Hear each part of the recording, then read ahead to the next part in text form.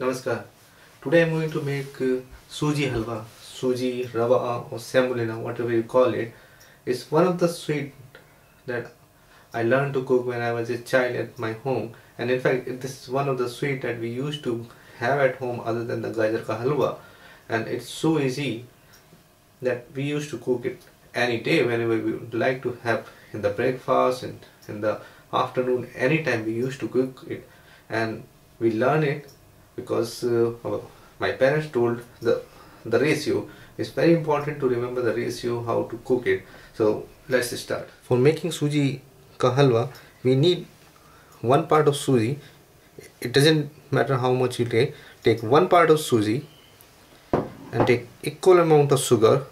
You can have more sugar or less sugar, but ideally you should have equal amount of sugar. And we need half the amount of butter or ghee or oil, whatever you are using is good. If you are using desi ghee, so take 1 part of Sooji, 1 part of sugar, it means they are equal, and take half the part of these ghee or butter, and use some, I'm using some raisins and cashew nuts and cardamoms. You can use any nuts. So,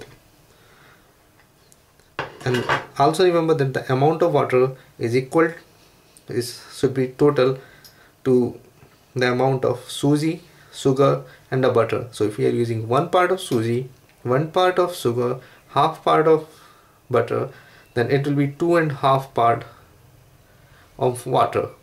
So if we are using 100 gram of Sooji, 100 gram of sugar and 50 gram of butter, use 250 gram of water. Okay, now let's start. Once the ghee is ready, put your all the nuts and raisin in it. Keep the heat to low because we don't want them to burn. And once you see all these bubbles, that means they are cooked. You can also smell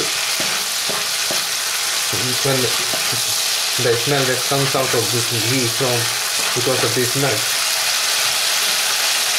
Put Sooji in it and keep stirring. Keep the heat to low.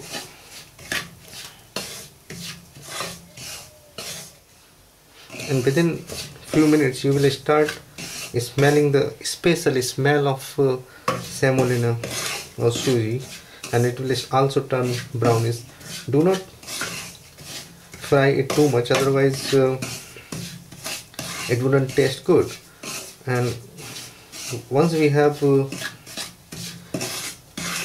fried it, then the oil will coat each piece of this Sooji. Now mix the sugar. As you will put the sugar will start melting.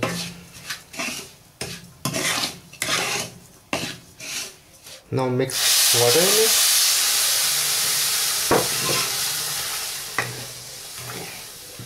Mix everything well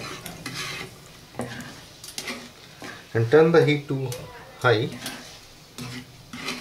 Cover it with the lid and leave it for a couple of minutes. Now check how it is.